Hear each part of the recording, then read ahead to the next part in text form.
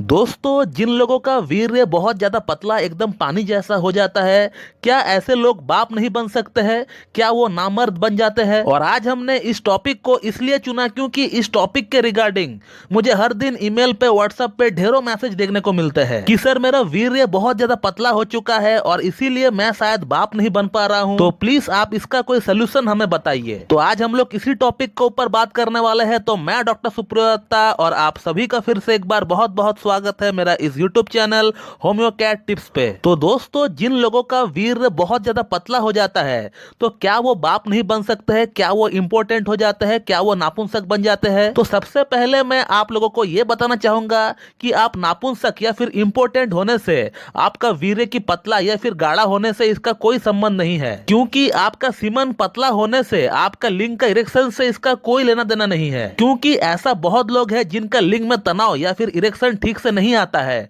But जब वो लोग अपना वीर्य का जांच करवाते हैं, सीमन एनालिसिस रिपोर्ट बनवाते हैं, तो फिर उनका सीमन एनालिसिस की रिपोर्ट में उनका वीर्य जो है एकदम परफेक्टली ठीक होता है। और उसी जगह पे कुछ लोग ऐसे हैं जिनका इरेक्शन बिल्कुल परफेक्ट है, जिनको इरेक्टाइल डिसफंक्शन नहीं है, जिनको सेक्सुअल कोई भी प्रॉब्लम नहीं है, वो लोग जो है बिल्कुल अच्छी तरह से सेक्सुअली इंटरकोर्स कर पाते हैं। बट इसके बावजूद भी उनका सीमन क्वालिटी बिल्कुल खराब रहता है, उनका स्पर्म काउंट लो होता है, उनका स्पर्म मॉर्फोलॉजी ठीक नहीं होता है, स्पर्म की हेड और जो टेल है वो खराब होता है। तो ऐसा इसलिए कहना उचित नहीं होगा कि आपका वीर्य पतला है तो इसका मतलब आप जो है नामर्द है। अब दूसरी बात यह है कि वीर्य पतला होने का कारण से वाकई में एक आदमी बाप नहीं बन सकता है। तो दोस्तों, जहां तक मैं जानता हूं, आपका वीर्य पतला हो या फिर गाढ़ा हो, उससे कोई फर्क नहीं पड़ता है। और यदि आपको लगता है कि आपका वीर्य पतला है और आप काफी टाइम से ट्राई कर रहे हो और आपका वाइफ जो है कंसीव नहीं कर पा रही है, तो फिर उस कंडीशन में मैं आपको सजेस्ट करूंगा कि आप जो है किसी एक अच्छी लैब से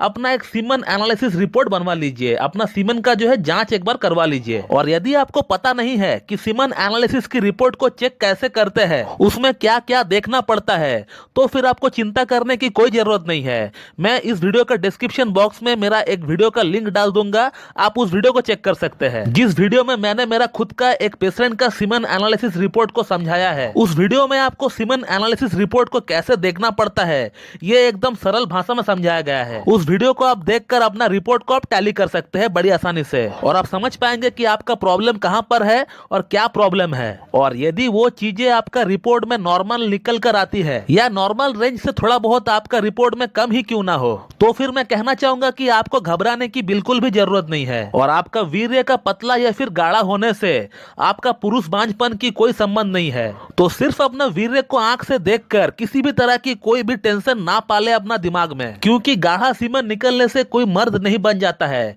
और थोड़ा पतला सीमन निकलने से कोई नामर्द नहीं बन जाता है। तो मेरा कहने का मतलब, इस तरह की बेमतलब की टेंशन अपना दिमाग में बिल्कुल भी ना पाले। और यदि आप अपना सीमन एनालिसिस रिपोर्ट बनवाया है और उसमें अगर कुछ गड़बड़ है, चाहे आपका स्पर्म काउंट कम है या फिर स्पर्म मॉर्फोलॉजी ठीक नहीं है, तो उसे लेकर भी आपको टेंशन लेने की कोई जरूरत नहीं है। जब तक आपका रिपोर्ट में एजोस्पर्मिया यानी नील शुक्राणु नहीं आ जाता, तब तक आपको टेंशन लेने की जरूरत नहीं है। क्योंकि एजोस्पर्मिया जो कंडीशन है ये ठीक होना मुश्किल है। यदि आपका वीर्य में 1 मिलियन स्पर्म काउंट भी रहा तो उसे भी हम लोग बड़ी आसानी से अपना होम्योपैथिक ट्रीटमेंट से इंक्रीज कर सकते हैं, और वो भी इसे बहुत ही कम टाइम में इंक्रीज किया जा सकता है। तो इसीलिए मैं कहना चाहता हूँ कि वीर्य का पतला हो या फिर गाढ़ा हो, उसको लेकर टेंशन ना पाले अपना दिमाग में। तो दोस्तों, मैं इस वीडियो को यहीं पे एंड करना चाहूंगा। So thank you very much and have a good day.